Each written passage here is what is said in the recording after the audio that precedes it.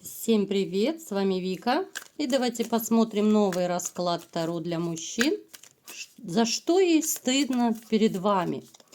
Как всегда, настраивайтесь на расклад.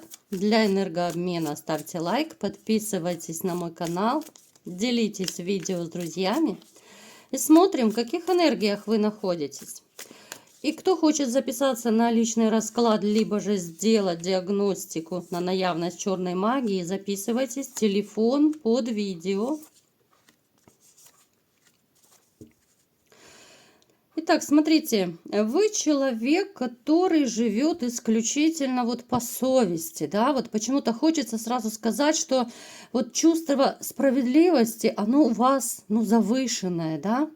Вот вы не терпите вранья, вы не терпите лицемерия, и вы сам такой, и, конечно же, требуете такого же отношения к вам от других. Вы человек, который живет исключительно вот чувствами, сердцем, да. Вы очень эмоциональный человек, поэтому вот как-то расчеты, да, логика, какие-то корыстные мотивы, они отсутствуют абсолютно в вашей жизни. Простите, еще не выболела, тяжеловато разговаривать. Поэтому, знаете, я бы даже сказала, с некоторыми людьми вам так не очень комфортно, да, вот общаться, не очень комфортно, может быть, работать, да, потому что вы видите фальшь, вы видите лицемерие, вы видите то, что происходит вокруг, и вам тяжело с этим смириться, потому что вот слишком уж обострено чувство справедливости. Вы человек, который связан каким-то образом либо же с дорогой, да, но это может еще проиграться, что у вас у самого есть машина, либо же вы куда-то ездите по работе, да, вот в командировке, либо вы сами вот за рулем, да, водителем, допустим, работаете. Еще это может проиграться то, что вы человек, который очень подвижный, очень активный, который любит держать все, под своим контролем, в принципе, да. Вы человек, который любит лидерствовать вообще всегда и везде. Это касается и работы, и отношений. Это касается даже, знаете, каких-то таких материй, которые, иногда могут ваших окружающих в недоумение, да, вот в ступор вводить, потому что вы совершаете какие-то такие еще импульсивные такие действия, что-то неожиданно можете учудить, особенно если это касается какого-то приятного сюрприза, да, вот вы особенно, я думаю, это было раньше, может быть, по молодости, но могли что-то такое сотворить, такой бомбезный какой-то сюрприз преподнести, что люди были в шоке просто. Напишите, у кого это проигрывается. Вы человек также, который любит стабильность. Вы любите стабильность во всем. То есть вы не такой, что сею-вею, да? Это касается абсолютно всех сфер. Это касается и работы, и личных отношений, да? Вот чего бы вы ни брали, за что бы вы ни брались, везде важна стабильность, да. Это может касаться даже вот каких-то бытовых моментов. Вы не будете делать постоянно перестановку в квартире, либо же в доме, потому что вы любите постоянство. Вот вы поставили так мебель, да, и она так стоит годами, может быть, даже. Потому что есть люди, которые, чуть ли не каждый месяц диваны, шкафы, кровати передвигают. Им постоянно нужно что-то новое, какая-то обстановка другая, да, там по фэншую, как угодно. Вы же любите стабильность. Еще я вам скажу, что вот в любви вы, фанатик, да, вот по-другому я не могу назвать. Вот вы, если любите кого-то, вы любите фанатично. И неважно, это ваш ребенок, это ваша женщина, это там, я не знаю, родители, допустим, если у кого живо, да. То есть вы настолько вот вкладываетесь в отношения, вы одеваете, конечно же, сразу розовые очки. Вот когда вы влюбляетесь вообще по жизни, вы сразу же в розовых очках. Вы не замечаете, что, может быть, там окружение вам что-то говорит. Вот присмотрись, да, она такая, да, она сякая. Вот просто слепо влюбился и все. Хочу, не могу. Вот хочу эту и все, потому что я ее люблю. Я никого не слушаю, мне ничего не нужно, никакие советы. Но вот в таком ключе. Но, тем не менее, я вам скажу, несмотря на то, что у вас такой, ну, довольно серьезный такой характер, да, непоколебимый, да, в некоторых моментах, все равно бывают такие периоды, когда есть нотка сомнений. Вот сомнения, давайте уточним, по поводу чего?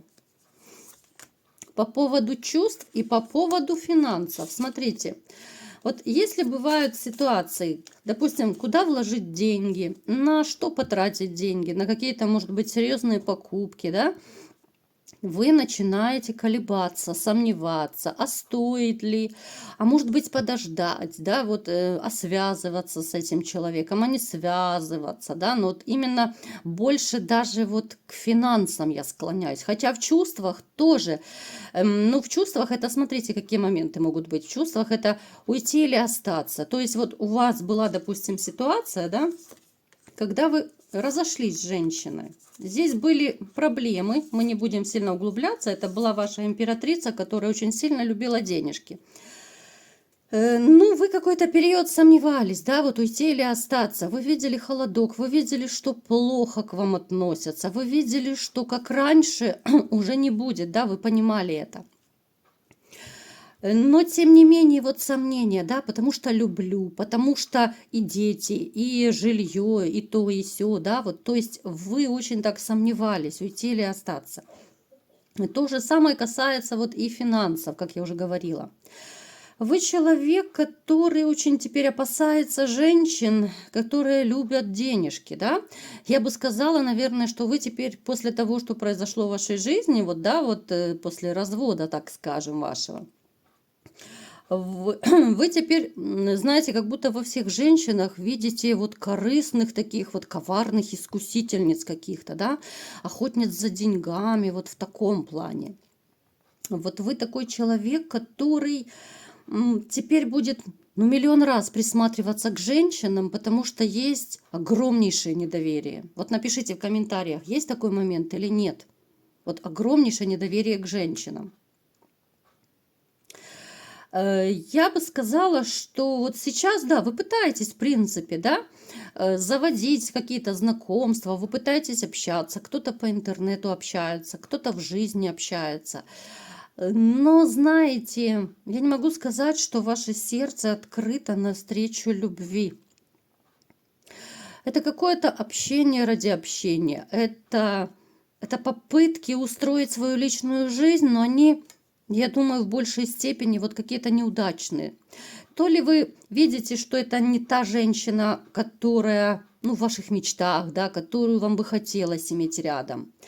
Вы настолько сильно разочарованы вообще в женщинах, что, мне кажется, вы в каждой найдете какой-то вот подвох, да, может быть, даже там, где его нет.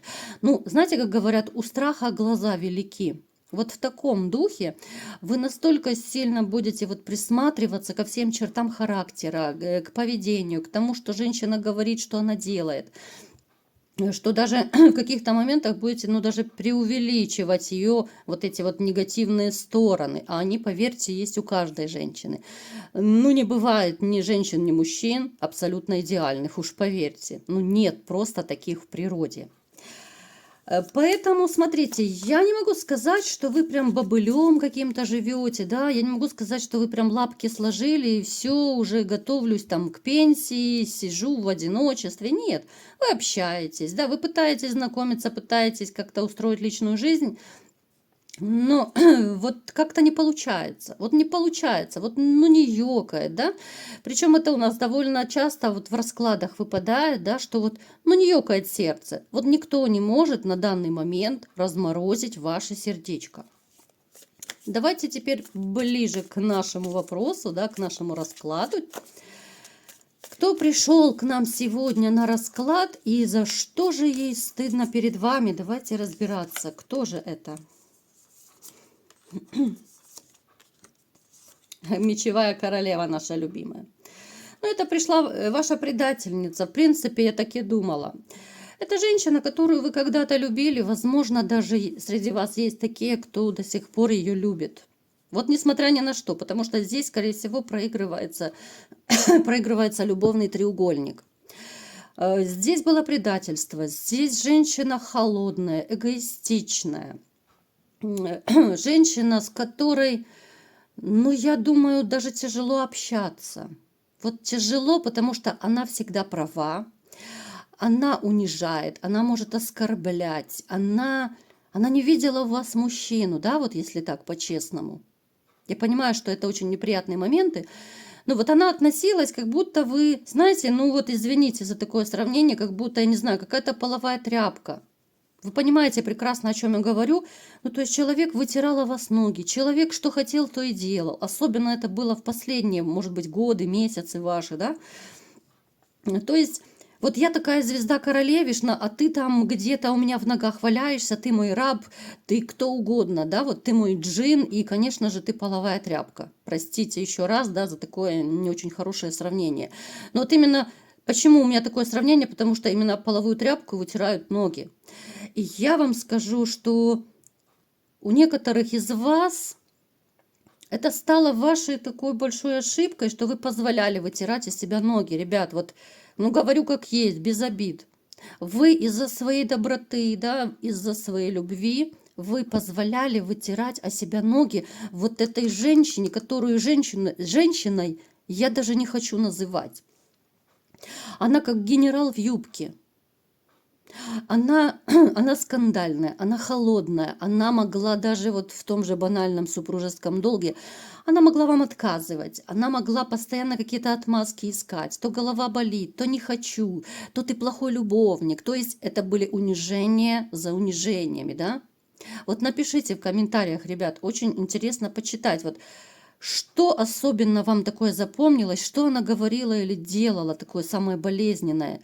Причем это такая, знаете, маленькая такая фишка психологическая. Вот вы сейчас пропишете, да, и вам станет немного легче. Вот вы как будто свою боль выплеснете, вот вы ну, выпишите, да, если это так прямо сказать.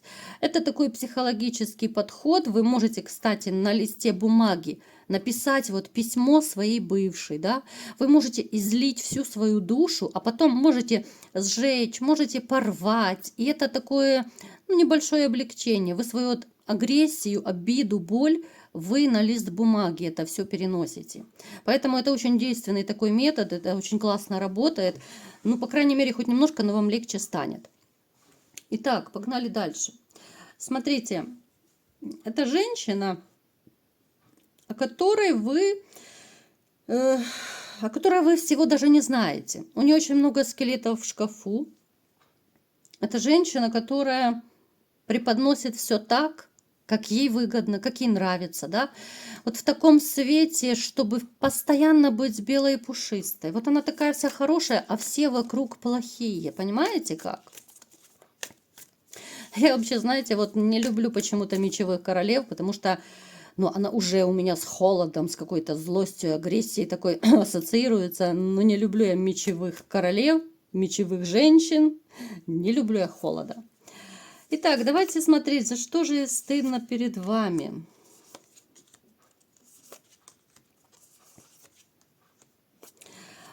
Вы знаете, она только, наверное, вот сейчас вот начинает прозревать, что же она натворила.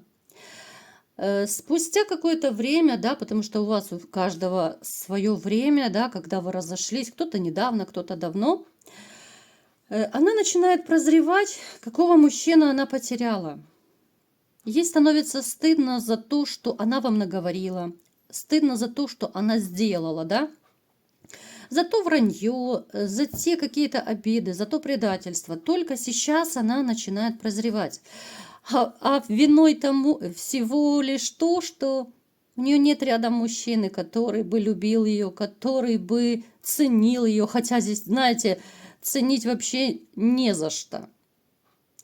Вот она начинает прозревать, потому что она все больше остается одна.